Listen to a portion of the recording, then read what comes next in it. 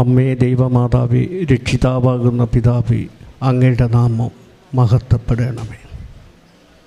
ഞാൻ രാജപ്പൻ, എൻ്റെ സഹധർമ്മിണി പൊന്നമ്മ എന്നാണ് പേര്. ഞങ്ങൾ കോട്ടയം കുറിച്ചിയിൽ നിന്നും വരുന്നു. ഞാനൊരു അക്രൈസ്തവ വിഭാഗത്തിൽപ്പെട്ട ആളാകുന്നു. ഞാൻ ഈ ദിവ്യസന്നിധിയിൽ എത്തിയത് 2022 ഡിസംബർ മാസം 18-ാം തീയതിയാണ്. ഞാൻ അന്ന് തന്നെ ഇവിടെ വന്ന് ഉടമ്പടി എടുക്കുകയുണ്ടായി. ഉടമ്പടി എടുക്കുവാനുണ്ടായ സാഹചര്യം, എൻ്റെ ഭാര്യ പൊന്നമ്മയ്ക്ക് കാൻസർ രോഗം പിടിപെട്ട് 4 സ്റ്റേജിലായിരുന്നു. ഇയാളുടെ മൂക്കിൽ നിന്നും രക്തം തുരുതുര ഒഴുകുന്ന പരുവത്തിലെത്തി. കാൻസർ രോഗം 4 സൈഡിലായിരുന്നു. എൻ്റെ ഒരു സുഹൃത്ത് മുഖാന്തരം ഈ ദിവ്യസന്നിധിയിൽ എത്തിപ്പെടുവാൻ കാരണമായി. എൻ്റെ സുഹൃത്തിൻ്റെ ബൈക്കിൻ്റെ പുറകിൽ കോട്ടയം വഴി കുമരകം വരെ എത്തിയപ്പോൾ വീട്ടിൽ നിന്നും എനിക്ക് വേണ്ടപ്പെട്ട എൻ്റെ സഹോദരങ്ങൾ തുരുതുര ഫോൺ ചെയ്യുകയാണ്. എവിടായാലും എത്രയും പെട്ടെന്ന് വീട്ടിൽ വരണം. ഞാനും വിചാരിച്ചു മരണം സംഭവിച്ചു. ഞാൻ ഏതായാലും ഈ സന്നിധിയിൽ വന്നു. 1 മണിക്കുള്ള ഉടമ്പടി ക്ലാസ്സിന് കയറി. 5 മണി കഴിഞ്ഞതിന് ശേഷമാണ് ഉടമ്പടിയും മറ്റ് ചടങ്ങുകളെല്ലാം തീർത്ത് ഇവിടെ നിന്നും ബസ് കയറുന്നത്. രാത്രിയിൽ 7:30 ആയപ്പോൾ കുറിച്ചിയിലുള്ള എൻ്റെ വീട്ടിൽ ചെന്ന്, അപ്പോൾ ഇയാൾ കിടന്നുകൊണ്ട് എന്നോട് സംസാരിക്കുന്നുണ്ട്. ഇന്നോരൊക്കെ വീട്ടിൽ വന്നായിരുന്നു, പോയിട്ട് എങ്ങനുണ്ട്. അപ്പോൾ ആ സംസാരം ഞാൻ കേട്ട് സന്തോഷിച്ച്, അന്ന് ഞാൻ രാവിലെ മൂക്കിൽ നിന്നും വന്ന രക്തം തൂത്ത് കളഞ്ഞ് ഉച്ചയ്ക്ക് മുമ്പായിട്ട് നാട്ടുകാരും സ്വന്തക്കാരും എല്ലാം ആ മൂക്കിലെ രക്തം, മുഖത്തെ രക്തം എല്ലാം തൂത്ത് കളഞ്ഞതായിട്ട് ഞാൻ കേൾക്കുവാനിടയായി. ഞാൻ വീട്ടിൽ 7:30 മണിക്ക് ചെന്നു. അതിനുശേഷം ഇന്ന് വരെയും മൂക്കിൽ നിന്നും ആ രക്തം വരവ് ഉണ്ടായിട്ടില്ല.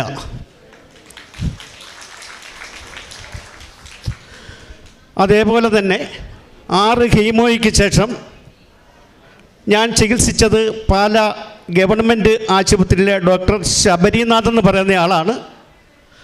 ആ ഡോക്ടർ 6 കീമോയ്ക്ക് ശേഷം ഒരു സ്കാൻ ചെയ്യുവാൻ പറഞ്ഞു. എൻ്റെ 2 പെൺമക്കളും ഇയാളുമായി ഞങ്ങൾ 4 പേരും ഇവിടെ വന്നു. ഞങ്ങൾ വന്നയന്ന് ദുഃഖവെള്ളിയാഴ്ചയുടെ തലേ ഞായറാഴ്ചയായതിനാൽ ബഹുമാനപ്പെട്ട അച്ഛനെ കണ്ട് പ്രാർത്ഥന നേരിട്ട് ഏറ്റുവാങ്ങുവാൻ സാധിച്ചില്ല. ഞങ്ങൾ അമ്മ മാതാവിൻ്റെ മുമ്പിൽ ഞങ്ങൾ വന്ന കാര്യവും ഞങ്ങളുടെ സങ്കടങ്ങളും എല്ലാം പറഞ്ഞു. അതിൻ്റെ പിറ്റേ ദിവസം ഞാൻ സ്കാൻ ചെയ്ത് റിപ്പോർട്ട് കിട്ടിയപ്പോൾ ഞങ്ങളെക്കാൾ കൂടുതൽ സന്തോഷിച്ചത് ഡോക്ടർ ശബരിനാഥായിരുന്നു. ഡോക്ടർ പറഞ്ഞ് 1000-ൽ ഒരാൾക്ക് ഇങ്ങനെ സംഭവിക്കാറുണ്ട്, നിങ്ങൾ മറ്റു വല്ലതും വഴിയും പോയോ? ഞാൻ പറഞ്ഞു, ഞാൻ കൃപാസനത്തിൽ പോയായിരുന്നു എന്ന് പറഞ്ഞു. അത് എനിക്കും കുടുംബത്തിനും ഞങ്ങളുടെ നാട്ടുകാർക്കും ആശുപത്രിയിലുള്ളവർക്കും എല്ലാം ഒരു വലിയ സന്തോഷമാണ്.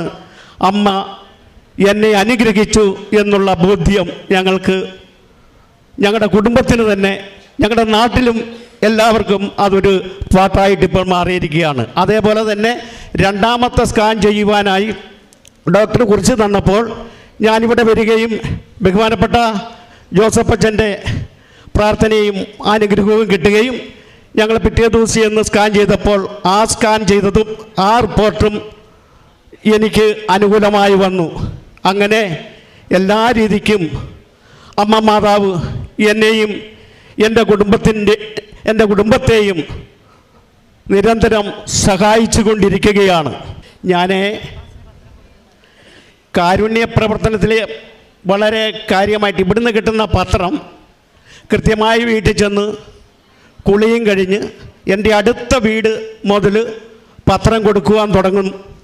ഞാൻ അന്നേരം പിന്നെ പുള്ളിക്കാരത്തോട് ഞാൻ പറയും, ആരെങ്കിലും പത്രം വാങ്ങാൻ വിസമ്മതിച്ചാൽ സന്തോഷമായിട്ടേ പോരാവുള്ളൂ, ഇത് മേടിക്കെന്ന് പറഞ്ഞ് അവരോട് നിർബന്ധിക്കരുത്.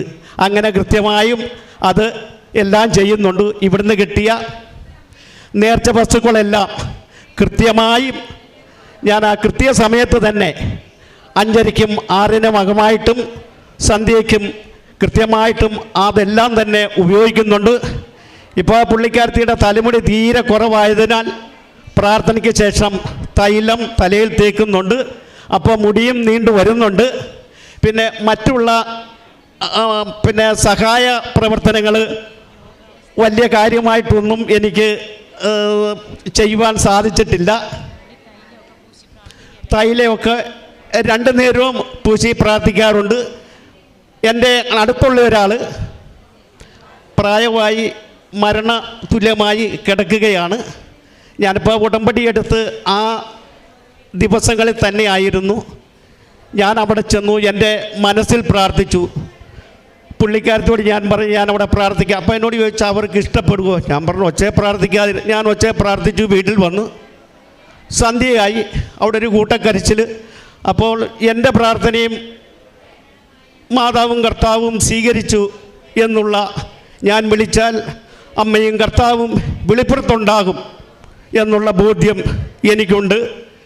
ഇപ്പോഴും ഞങ്ങൾ ഉടമ്പടിയിൽ തുടർന്നുകൊണ്ടിരിക്കുകയാണ്. എനിക്ക് ഇത്രയേറെ അനുഗ്രഹങ്ങൾ തന്ന് സഹായിച്ച അമ്മ മാതാവിനും കർത്താവിനും 1000 നന്ദികൾ പറഞ്ഞുകൊണ്ട് ഞാൻ നിർത്തുന്നു. തൻ്റെ സുഹൃത്തായ ലാസർ രോഗബാധിതനാണ് എന്ന് ലാസറിൻ്റെ സഹോദരിമാർ ഈശോയെ അറിയിക്കുമ്പോൾ ഈശോ തൻ്റെ പരസ്യജീവിത ശുശ്രൂഷ തുടരുകയാണ്. ലാസറിനെ പോയി കാണുന്നില്ല. ഈശോ പറയുന്നത് ഇപ്രകാരമാണ്: ഈ രോഗം മരണകാരണമല്ല, ഇത് ദൈവം മഹത്വപ്പെടുന്നതിന് വേണ്ടിയിട്ടുള്ളതാണ് എന്നാണ് ഈശോ പറയുക.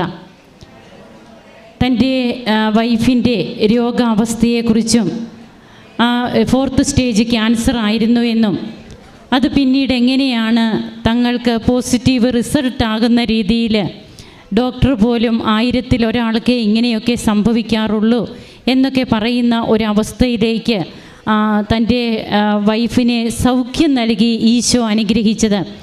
മൂക്കിൽ നിന്ന് ബ്ലഡ് തുടർച്ചയായിട്ട് പോയിക്കൊണ്ടിരുന്ന ഒരു അവസ്ഥയും ഉണ്ടായിരുന്നു എന്നൊക്കെ നാം കേട്ടു. അങ്ങനെ തൻ്റെ വൈഫിൻ്റെ അസുഖം പൂർണ്ണമായും ഈശോ തന്നെ ഏറ്റെടുത്തു എന്ന് ഈ മകൻ ഇവിടെ വന്നു നിന്ന് സാക്ഷ്യപ്പെടുത്തുമ്പോൾ, ജീവിതത്തിൽ നമ്മുടെ പ്രതിസന്ധി ഘട്ടങ്ങളിലൊക്കെ തമ്പുരാനെ നാം ഫരമേൽപ്പിക്കുമ്പോൾ എങ്ങനെയാണ് ദൈവം നമ്മുടെ കാര്യത്തിൽ ഇടപെടുക? നാം തന്നെ ഓടി നടന്നാൽ ഈശോയ്ക്ക് ഇടപെടാനുള്ള സാഹചര്യവും സമയവും നാം കൊടുക്കുന്നില്ല. നാം നമ്മുടെ താല്പര്യമനുസരിച്ചായിരിക്കും നാം മുമ്പോട്ട് പോവുക. എന്നാൽ തൻ്റെ ഭാര്യയെ ദൈവത്തിന് ഏൽപ്പിച്ചുകൊണ്ട് ഈ മകൻ ഭാര്യയ്ക്ക് കൂടുതലാണ് എന്നറിഞ്ഞ് വീട്ടിലേക്ക് തിരിച്ചു പോകാതെ ഇവിടെ വന്ന് ഉടമ്പടി എടുക്കുകയാണ്. ഉടമ്പടി എടുക്കാൻ വന്നിട്ട് സമയം പോകുന്നില്ലല്ലോ, എപ്പോഴാണ് വീട്ടിലേക്ക് തിരിച്ചു പോകാൻ കഴിയുക? ഇങ്ങനെയൊക്കെ ഓർത്ത് വറീഡായിട്ട് ഇവിടെ നിന്ന് പകുതി ഉടമ്പടി പകുതി നമ്മുടെ കാര്യങ്ങൾ ഇങ്ങനെയൊക്കെ ആയിട്ടാണോ നാം ഇവിടെ പലപ്പോഴും വന്നിരിക്കുന്നത്? അതോ നമ്മുടെ കുടുംബത്തിൽ ആരെങ്കിലുമൊക്കെ ഇങ്ങനെയുണ്ടോ? ഇതൊക്കെ നമ്മുടെ ഉടമ്പടി ജീവിതത്തെ ബാധിക്കും. നമുക്ക് ദൈവം മഹത്വപ്പെടുത്തുന്ന രീതിയിൽ നമ്മുടെ ഉടമ്പടി ജീവിതം മുമ്പോട്ട് നയിച്ച് തമ്പുരാന് സാക്ഷ്യം പറയുവാൻ നമുക്കും കഴിയട്ടെ. ഉടമ്പടി നേർച്ച വസ്തുക്കളിലൂടെ തൻ്റെ ഭാര്യയ്ക്ക് കിട്ടിയ സൗഖ്യാനുഭവത്തെ കുറിച്ച് പറഞ്ഞ് ഈ മകൻ അമ്മ പ്രത്യക്ഷപ്പെട്ട നടയിൽ ഈശോയെ മഹത്വപ്പെടുത്തുകയാണ്. നമുക്കും കരങ്ങൾ അടിച്ച് ഈശോയ്ക്കും അമ്മയ്ക്കും നന്ദി പറയാം, ദൈവത്തെ മഹത്വപ്പെടുത്താം, ആരാധിക്കാം. അത്യപൂർവ ദൈവാനുഭവങ്ങൾ ഇനി നിങ്ങൾക്കും സ്വന്തം. ഈ യൂട്യൂബ് ചാനൽ ഇതുവരെ സബ്സ്ക്രൈബ് ചെയ്തിട്ടില്ലെങ്കിൽ ഇപ്പോൾ തന്നെ സബ്സ്ക്രൈബ് ചെയ്യുക. ഈ വീഡിയോ ഇപ്പോൾ തന്നെ നിങ്ങളുടെ സുഹൃത്തുക്കൾക്ക് ഷെയർ ചെയ്തുകൊണ്ട് കർത്താവിൻ്റെ പ്രേക്ഷിതരാകുക.